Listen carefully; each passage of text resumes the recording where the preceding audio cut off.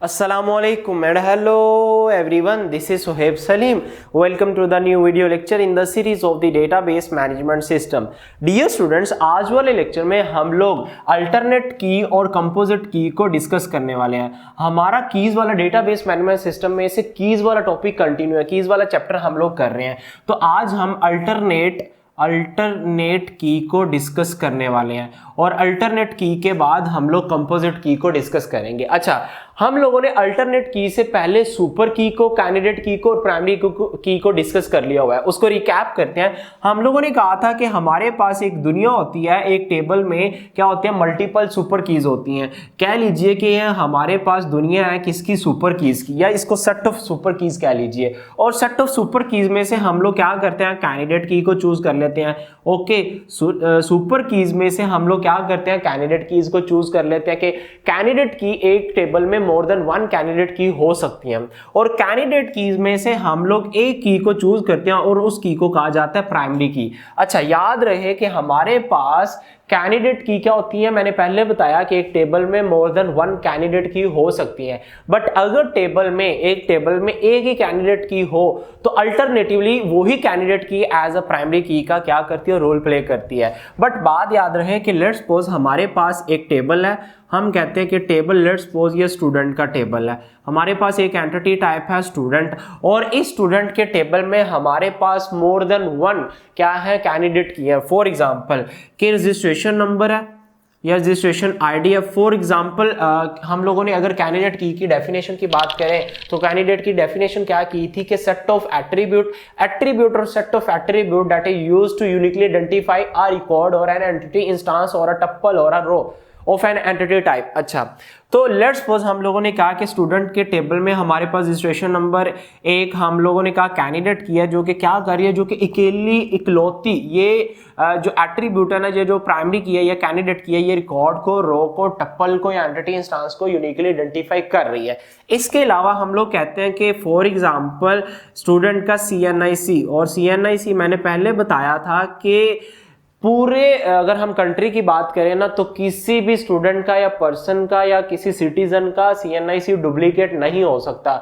हर citizen का जो CNIC होता है वो यूनिक होता है। तो रजिस्ट्रेशन नंबर की बात करें या रजिस्ट्रेशन आईडी की बात करें, ये भी हर स्टूडेंट का क्या होता है, यूनिक होता है। जो रजिस्ट्रेशन नंबर हम लोगों ने डिस्कशन भी की थी, एग्जांपल भी डिस्कस की थी कि AB001 अगर रजिस्ट्रेशन नंबर किसी स्टूडेंट को अलोकेट हो गया तो ये फ्यूचर में यही रजिस्ट्रेशन नंबर या रजिस्ट्रेशन आईडी किसी और स्टूडेंट को नहीं मिलेगी। ओके, ये हमेशा क्या होती है, यूनिक होती है। इसी तरह CNIC क्या होता है कि ये नेशनल आइडेंटिटी कार्ड या नेशनल आइडेंटिटी नंबर होता है, जो कि हर सिटीजन को यूनिकली आइडेंटिफाई करने के लिए अलोकेट किया जाता है, उसको साइन किया जाता है। अब मुझे बताएं कि स्टूडेंट के टेबल में, फैकल्टी के टेबल में, एम्प्लॉय के टेबल में किसी एम्प्लॉय का, किसी टीचर का, किसी स्टूडेंट का क्या CNIC रिपीट हो रहा होगा या डुप्लीकेट होगा? नहीं होगा, कभी भी नहीं हो सकता। जो CNIC एक दफा क्या कह लीजिए गवर्नमेंट किसी को, स्टूडेंट को, फैकल्टी को या एम्प्लॉय को साइन कर देगी, वो ही CNIC फ्यूचर में किसी और फैकल्टी को, स्टूडेंट को या एम्प्लॉय को कभी असाइन नहीं कर सकती। तो ये भी हमेशा क्या होता है, यूनिक होता है। हम कह लेते हैं कि ये भी क्या है, ये भी एट्रीब्यूट यूनिकली आइडेंटिफाई करने के लिए यूज किया जा सकता है। ओके, इसके अलावा हमारे पास और भी बहुत ज्यादा एट्रीब्यूट हो सकते हैं। लेट्स सपोज हम लोग कहते हैं 3 या 4 एट्रीब्यूट है जो कि अकेले यूनिकली आइडेंटिफाई कर सकते हैं, या 2 और मोर देन 2 एट्रीब्यूट भी हो सकते हैं जो मिल के क्या बना रहे हैं, प्राइमरी की बना रहे हैं। अच्छा, याद रहे सिर्फ प्राइमरी की में एक ही एट्रीब्यूट नहीं हो सकता, 2 और मोर देन 2 एट्रीब्यूट भी हो सकते हैं। अब लेट्स सपोज हम लोगों ने रजिस्ट्रेशन आईडी को प्राइमरी की चूज कर लिया। ये हम लोगों ने क्या चूज किया, इसको एज अ प्राइमरी की के तौर पर चूज कर लिया। बट हमारे पास जो ये वाला एट्रीब्यूट है ना, CNIC कह लीजिए या डिपार्टमेंट आईडी कह लीजिए या प्रोजेक्ट आईडी कह लीजिए, फॉर एग्जांपल स्टूडेंट के टेबल में वो भी एट्रीब्यूट थे और वो भी यूनिकली आइडेंटिफाई कर रहे थे, वो भी एज अ प्राइमरी की का रोल प्ले कर सकते थे। बट हमने प्राइमरी की, स्टूडेंट के टेबल में प्राइमरी की किसको चूज किया, सिर्फ रजिस्ट्रेशन आईडी को चूज किया। तो CNIC को हम लोगों ने प्राइमरी की के लिए चूज नहीं किया। जिसको प्राइमरी की के लिए हम चूज नहीं करते, हालांकि वो प्राइमरी की का काम कर सकती है, हालांकि वो एज अ प्राइमरी की के तौर पर यूनिकली आइडेंटिफिकेशन कर सकती है रिकॉर्ड की, टप्पल की या एंटिटी इंस्टेंस की। तो हम जिसको एज अ प्राइमरी की नहीं चूज करते, जिसको हम छोड़ देते हैं, उसको कहा जाता है अल्टरनेट की। और ये क्या होगा, ये होगा अल्टरनेट की। अल्टरनेट की को मैं शॉर्टकट लिख रहा हूं।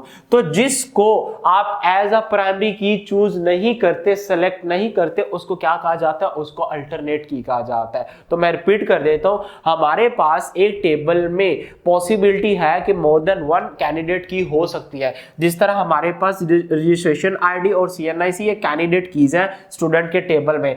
तो अब कैंडिडेट कीज में से हम लोगों ने एक ही प्राइमरी की को चूज करना है, एक ही एट्रीब्यूट को चूज करना है एज अ प्राइमरी की। हम या तो सीएनआईसी को चूज कर सकते हैं या तो रजिस्ट्रेशन आईडी को चूज कर सकते हैं। लेट्स सपोज हम लोगों ने रजिस्ट्रेशन आईडी को चूज करके एज अ प्राइमरी की के तौर पर सिलेक्ट कर लिया या कंसीडर कर लिया, तो ये हम लोग सीएनआईसी को या नेशनल आइडेंटिटी नंबर को एज अ प्राइमरी की चूज नहीं कर रहे, हालांकि ये एज अ प्राइमरी की के तौर पर काम कर सकता था ये एट्रीब्यूट। इसको हम लोगों ने प्राइमरी की नहीं कंसीडर किया, तो इसको कहेंगे अल्टरनेट की। ओके, होपफुली आप लोगों को अल्टरनेट की समझ आ गई होगी। अल्टरनेट की क्या होता है, जिसको हम एज अ प्राइमरी की चूज नहीं करते, जिसको हम फ्यूचर में या अगर हम इसको प्राइमरी की के तौर पर चूज नहीं करते, इसको छोड़ देते, इसको कर लेते हैं, तो ये प्राइमरी की हो जाएगी और ये क्या हो जाएगी, ये अल्टरनेट की हो जाएगी। ओके, अब हम नेक्स्ट करते हैं। हमारे पास जो नेक्स्ट टाइप है वो है composite key. Composite key, composite key क्या होती है मैं आप लोगों को अभी बताता हूं। कंपोजिट की में टू और मोर देन टू एट्रीब्यूट मिलके क्या करते हैं, टू और मोर देन टू एट्रीब्यूट्स मिलके यूनिकली आइडेंटिफिकेशन कर रहे होते हैं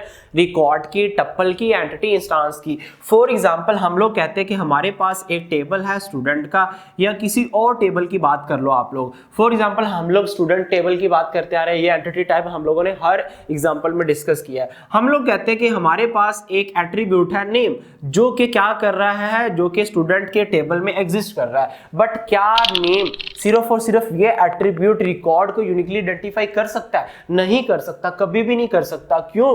क्योंकि एक टेबल में या एक स्टूडेंट में या एक क्लास में या एक डिपार्टमेंट में या एक ऑर्गेनाइजेशन में, एक यूनिवर्सिटी में, कॉलेज में या इंस्टीट्यूट में सेम नेम के मल्टीपल स्टूडेंट्स हो सकते हैं। फॉर एग्जाम्पल, क्या आपकी क्लास में एक ही स्टूडेंट होगा जिसका नेम सिर्फ और सिर्फ अली होगा? नहीं, बल्कि एक से ज्यादा स्टूडेंट्स हो सकते हैं जिनका नेम अली हो। ये कोई कंडीशन नहीं है कि एक क्लास में सिर्फ और सिर्फ एक नेम का एक ही स्टूडेंट हो सकता है, बल्कि टू और मोर देन टू स्टूडेंट्स हो सकते हैं जिनका नेम क्या हो, सेम हो। और ऐसी पॉसिबिलिटी, ऐसे चांसेस भी आ सकते हैं कि स्टूडेंट का नेम और उनका फादर नेम भी क्या हो, सेम हो। लेट्स सपोज हम कहते हैं कि अली रजा, ठीक हो गया। अब एक क्लास में टू और मोर देन टू स्टूडेंट्स हो सकते हैं जिनका नेम और जिनका फादर नेम या जिनका फर्स्ट नेम, जिनका लास्ट नेम सेम हो। अली रजा टू और मोर देन टू स्टूडेंट का हो, सेम नेम हो, तो तब क्या होगा? तब क्या करेंगे हम, क्या करेंगे, इस एट्रीब्यूट के साथ किसी और एट्रीब्यूट्स को मिलाते जाएंगे जब तक रिकॉर्ड को यूनिकली आइडेंटिफाई ना कर पाए। तो कंपोजिट कहा जाता है टू और मोर देन टू एट्रीब्यूट से मिलके जो रिकॉर्ड को, रो को, टप्पल को यूनिकली आइडेंटिफाई करते हैं ना एट्रीब्यूट, उसको कहा जाता है कंपोजिट की, या वो एट्रीब्यूट्स को कहा जाता है कंपोजिट की। तो हम नेम के साथ मिला लेते हैं। फॉर एग्जांपल हम नेम के साथ एड्रेस मिला लेते हैं।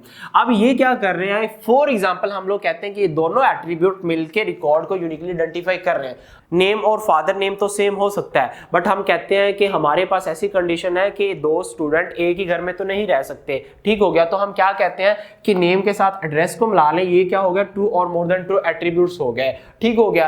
तो ये दोनों मिलके रिकॉर्ड को यूनिकली आइडेंटिफाई कर रहे हैं, तो इसको हम कहेंगे कंपोजिट की। तो हम लोगों ने आज के लेक्चर में क्या डिस्कस किया, आज के लेक्चर में हम लोगों ने अल्टरनेट की को डिस्कस किया। अल्टरनेट की कौन सी होती है, जिसको हम एज अ प्राइमरी की के तौर पर कंसिडर नहीं करते, हालांकि वो एज अ प्राइमरी की के तौर पर काम कर सकता था एट्रीब्यूट, और जिस एट्रीब्यूट को हम एज अ प्राइमरी की के तौर पर चूज नहीं करते उसको अल्टरनेट की कहा जाता है। ओके, उसके बाद कंपोजिट की हम लोगों ने किया। कंपोजिट की कौन सी होती है, जिसमें टू और मोर देन टू एट्रीब्यूट होते हैं, जो टू और मोर देन टू एट्रीब्यूट मिलकर रिकॉर्ड को यूनिकली आइडेंटिफाई कर सकते हैं, यूनिकनेस को दे सकते हैं, उसको कहा जाता है कंपोजिट की। सम टाइम हमारे टेबल में कुछ ऐसे एट्रीब्यूट्स होते हैं जो सिंगल एट्रीब्यूट रिकॉर्ड को यूनिकली आइडेंटिफाई नहीं कर सकते, जिस तरह मैंने एग्जांपल दी थी नेम की।